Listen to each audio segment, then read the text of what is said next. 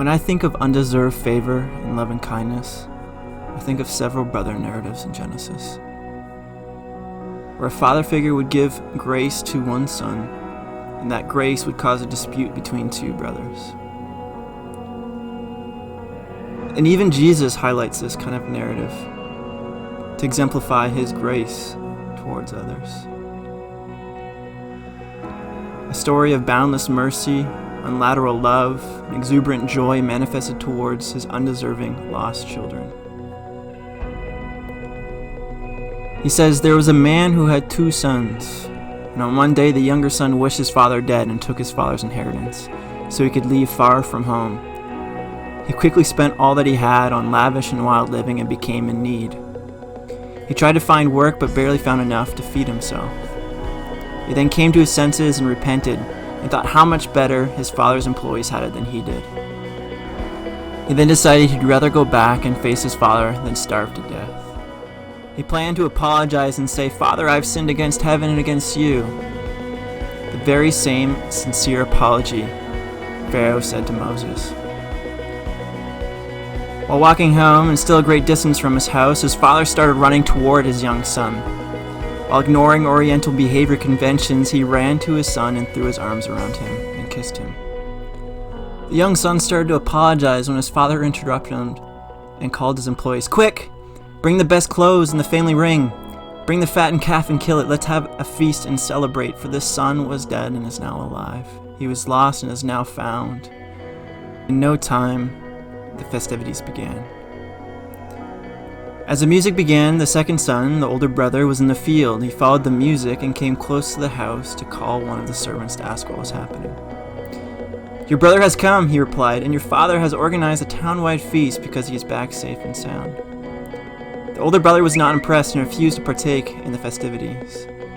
So the graceful father went outside and pleaded with him. But the older brother only complained, 'Look, all these years I've been slaving for you and never failed you. But you never gave me even a young goat so I could celebrate with my friends. And when this son of yours, who has wasted your money with prostitutes, comes home, you throw him a town-wide party for him.'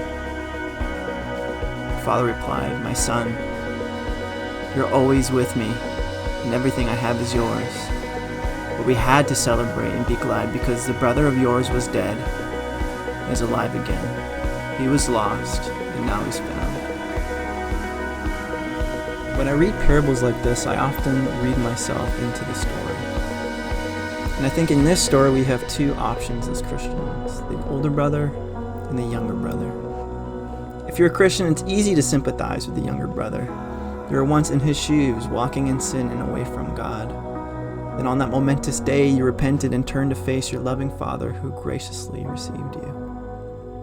I suspect that few of us would relate to the older brother.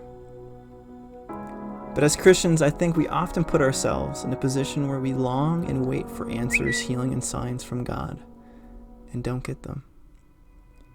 Maybe you don't feel God's hand in your life at all, and we get frustrated and confused because we're so obedient, and yet life is just not fair. And simply put, we do not witness the grace of God in our own lives. When our lives get hectic and busy and crazy, we like to forget the Father's words, "You are always with me, and everything I have is yours." We search endlessly for His favor, but it's always been with us from the get-go. Apostle Paul says, "But by the grace of God I am what I am, and His grace to me was not without effect. No, I worked harder than all of them, yet not I, but the grace of God that was with me."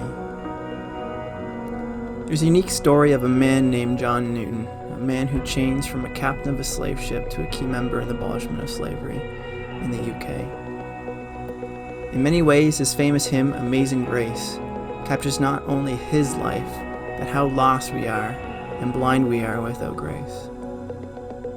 On his deathbed, Newton said, "My memory is nearly gone, but I remember 2 things, that I'm a great sinner and that Christ is a great Savior."